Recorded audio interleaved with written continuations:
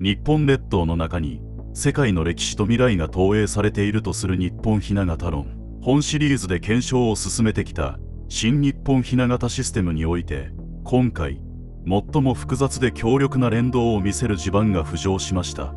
おさらいですが、日本列島全体の下地となる連動では、九州はアフリカ大陸に対応しています。しかし、そこに暮らす人々の生活や文明に直接的な影響を与えるのは、人口密集地に重ねられた第二の連動地です。そしてその重ねられた地盤は、世界地図が共造反転して投影されています。今回は、九州最大の人口と経済規模を誇る福岡県を徹底解析します。福岡市と北九州市という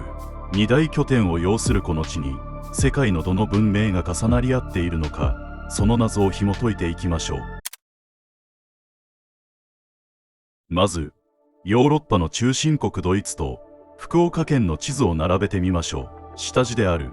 アフリカとの連動だけでは見えにくい影響が、第二の連動地を見ることで鮮明に浮かび上がってきます。ドイツの地図を水平方向に共造反転します。すると、地形の輪郭が福岡県と酷似し、ドイツの首都ベルリンの位置にちょうど福岡市がピタリと重なります。日本の大都市には、これと同じ共造反転後の一致が幾重にも存在しています。ドイツといえば北欧神話、そして福岡県といえば宗像三女神や沖ノ島で名高い日本神話の重要拠点です。日本神話の宗像三女神は、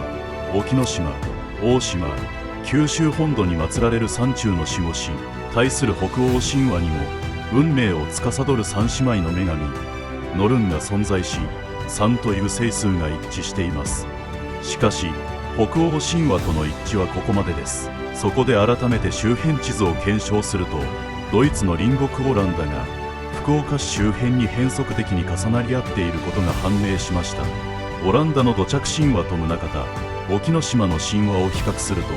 決定的な一致が現れます。朝鮮半島へ渡る航海安全を司る宗像三女神に対し、オランダの女神ネハレニアもまた北海を渡る商人のための航海の守護神でした。さらに、沖ノ島から約8万点の国宝が出土したように、オランダのスヘルデ川河口の島々からも160基を超える膨大な奉納祭壇が出土しているのです。沖ノ島が今なお厳格な禁忌によって守られる聖域であるのと同様に、海が最大の脅威であったオランダでも、洪水によって海に沈んだネハレニアの神殿は失われた聖域として伝説化されました。福岡市にはドイツだけでなく、オランダの神話レイヤーも同時に重なっていたのです。現実の都市機能や歴史においても強烈なシンクロが確認できます。大災害が歴史的に極めて少ないという連動性に加え、ドイツがベルリンやミュンヘンなど多極分散型であるように、福岡県も福岡、北九州、久留米、飯塚と独自の産業を持つ都市が分散して発展してきました。歴史的にも直接の工作が起きています。第一次世界大戦時、久留米不慮収容所に移送されたドイツ兵から市民がゴム加工技術を学んだことで、後のブリヂストンやアサヒシューズ、ムーンスターといった久留米の世界的ゴム産業が開花しました。さらにビールを愛し、天神、中洲の屋台や角打ちで見知らぬ人同士が肩を寄せて酒を酌み交わす気質は、ドイツの伝統パブ、クナイペやビアガーデンの開放的な社交文化と売り二つです。そして福岡市単体で見ると、オランダとの共通点が色濃く現れます。国土の多くを干拓で広げたオランダと同様、福岡市も古代の冷戦地から現代のシーサイドも持ちやアイランドシティに至るまで、海を埋め立てて都市を拡張してきました。豪商が合議制で治めた自治の歴史や秀吉による対抗町割の都市計画もオランダの歴史と完全に重なり合います。江戸時代、長崎の出島に滞在するオランダ人を守る長崎警備を担当していたのは福岡藩でした。福岡は古くからオランダの先進科学や文化を直接吸収する位置にあり、その紳士の気風が現在のスタートアップとし、福岡の土壌へとつながっているのです。次に福岡県北部の大都市北九州市を見てみましょう。エジプトのカイロ周辺地図を北九州市に重ね共造反転します。エジプトのナイル川は福岡県の恩賀川と重なり、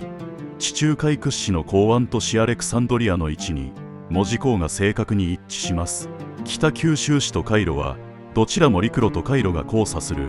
地政学的な要衝です。カイロがアフリカとアジアを結ぶ十字路であるように、北九州市も本州と九州を結ぶ陸路と関門海峡という国際航路が交差する